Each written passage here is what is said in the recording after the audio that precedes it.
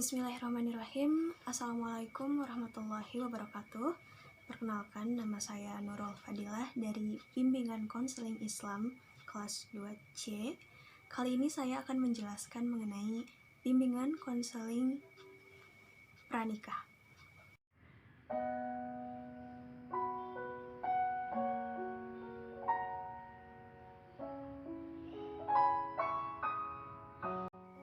Pernikahan merupakan pertalian yang teguh dan kuat dalam hidup dan kehidupan manusia. Bukan hanya antar suami, istri, dan keturunannya, melainkan antar dua keluarga.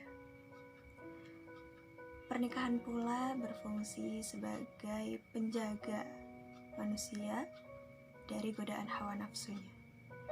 Dalam realitasnya, terdapat pasangan calon pengantin yang merasa khawatir akan kehidupan pernikahannya. Juga terdapat pula seseorang yang bingung dan bimbang untuk memasuki gerbang pernikahan. Maka dari itu, diperlukanlah bimbingan konseling untuk para calon pasangan mengetahui kehidupan setelah pernikahan agar bisa meminimalisir kekhawatiran yang terjadi setelah pernikahan nanti. Berikut ada aspek-aspek pernikahan menurut Rahmat Hakim. Aspek dalam pernikahan menurut Rahmat Hakim itu terdapat 5 aspek. Yang pertama ada aspek personal. Aspek personal ini terbagi lagi ke dalam 2 hal. Yang pertama adalah penyaluran kebutuhan biologis. Kebutuhan nafsu dan syahwat ini memang sudah menjadi fitrah bagi manusia dan hewan. Nah, kebutuhan biologis ini perlu disalurkan dengan tepat dan sah sesuai derajat kemanusiaan. Lalu yang kedua ada reproduksi generasi. Perkawinan dalam syariat Islam memiliki tujuan untuk memelihara keturunan atau hifz an-nafs dengan cara memelihara akal, jiwa, dan harta kekayaan, juga memelihara agama. Lalu yang kedua, ada aspek sosial.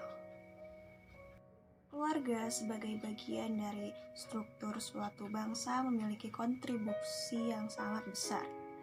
Apabila keluarga terdiri atas keluarga yang kokoh, maka bangsa tersebut akan menjadi bangsa yang kokoh, dan begitupun sebaliknya apabila suatu bangsa terdiri atas keluarga yang memiliki fondasi yang lemah, maka bangsa itu pun akan ikut lemah. Lalu yang ketiga ada aspek ritual. Idealnya pernikahan itu dilakukan untuk memperoleh kebahagiaan, sehingga diperlukan persiapan yang matang untuk melakukannya. Allah Subhanahu wa Ta'ala pun akan memberikan rezeki kepada pasangan yang melakukan pernikahan. Selain itu, pernikahan pula akan menimbulkan tanggung jawab, kewajiban, dan juga hak.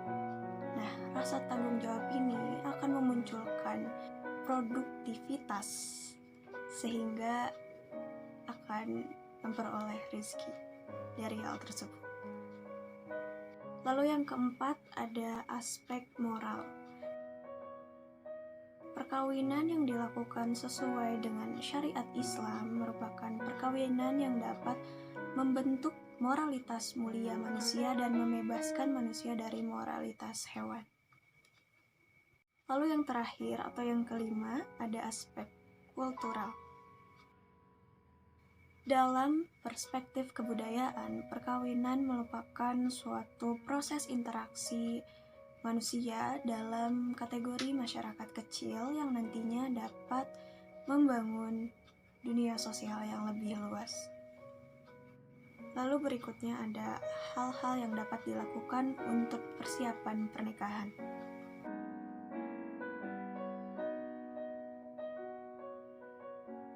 Hal pertama yang dapat dilakukan sebagai proses atau upaya untuk mempersiapkan pernikahan adalah mengetahui batas waktu kesiapan.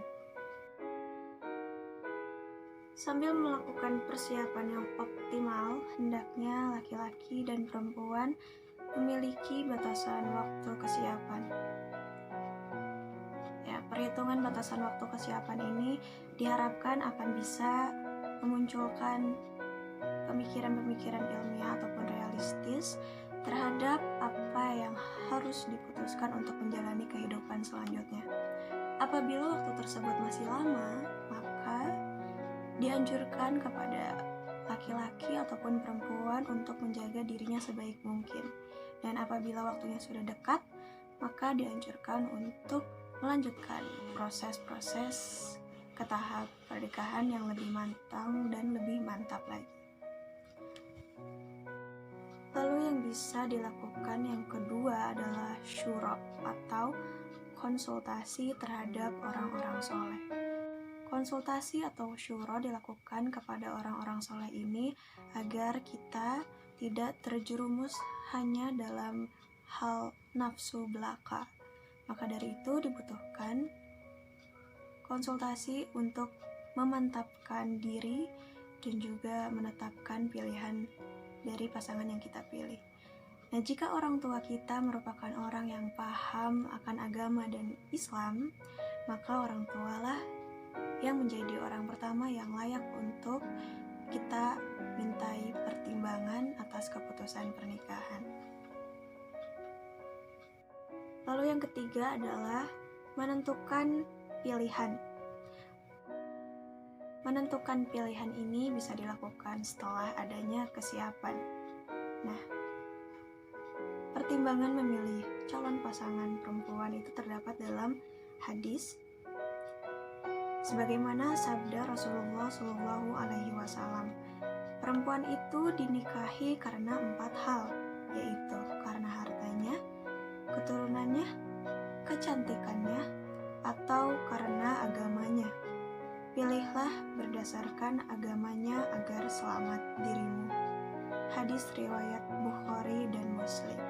Untuk mengetahui kondisi masing-masing pihak bisa ditanyakan secara langsung ataupun tidak langsung, tetapi melalui orang-orang yang dipercaya akan kebaikannya.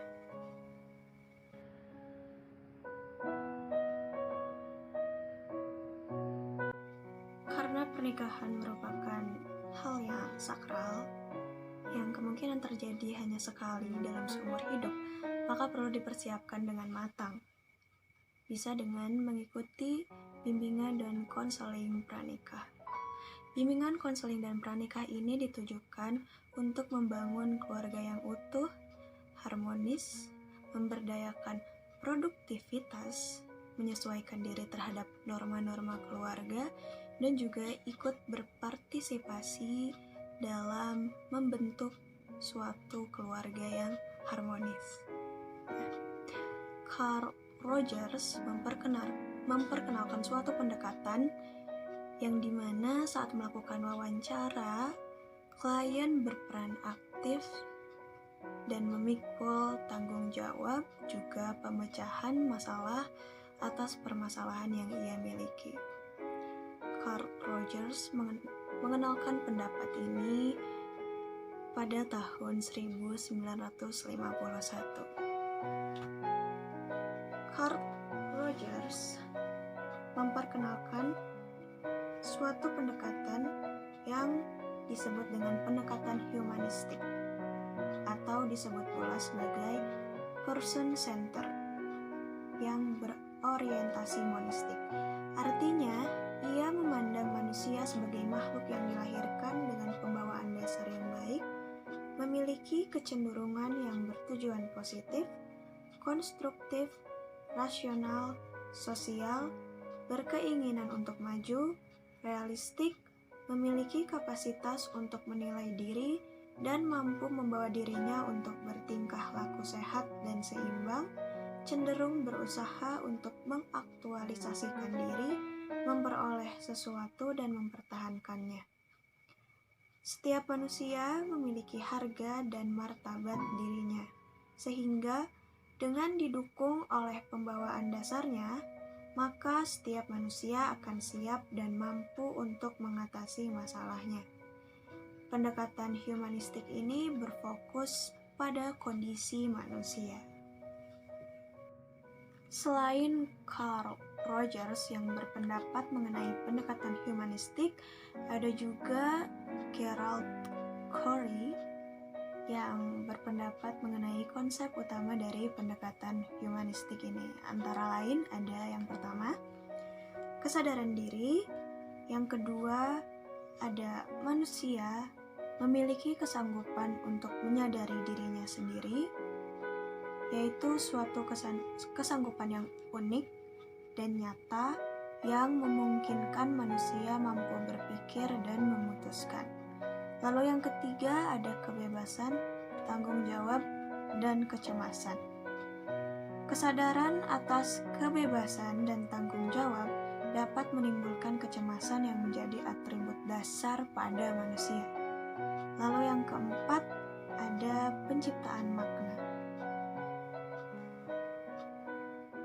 Menurut Gerald Corey ini, manusia itu unik dalam artian bahwa dia berusaha untuk menemukan tujuan hidup dan menciptakan nilai-nilai yang akan memberikan makna bagi kehidupan.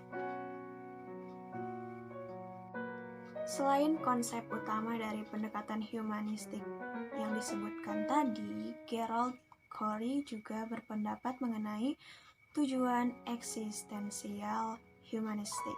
Di antaranya ada yang pertama, agar klien mengalami keberadaan secara otentik dengan menjadi sadar atas keberadaan dan potensi-potensi, serta sadar bahwa ia dapat membuka diri dan bertindak berdasarkan kemampuannya. Lalu, yang kedua ada menyadari sepenuhnya keadaan sekarang. Yang ketiga ada memilih bagaimana hidup pada saat sekarang. Dan juga yang keempat, untuk memikul tanggung jawab pada saat memilih. Keluarga yang bahagia merupakan keluarga yang di dalamnya tidak terjadi goncangan-goncangan ataupun pertengkaran-pertengkaran, sehingga kehidupan keluarganya berjalan dengan smooth, atau bisa disebut juga sebagai frame from quarreling. Dengan adanya bimbingan konseling pranikah ini, diharapkan pasangan-pasangan yang akan menuju ke jenjang pernikahan agar nantinya bisa memperoleh kebahagiaan dalam menjalani kehidupan keluarga. Sekian dari saya, mohon maaf apabila masih banyak kekurangan dan kesalahan. Semoga bermanfaat. Wassalamualaikum warahmatullahi wabarakatuh.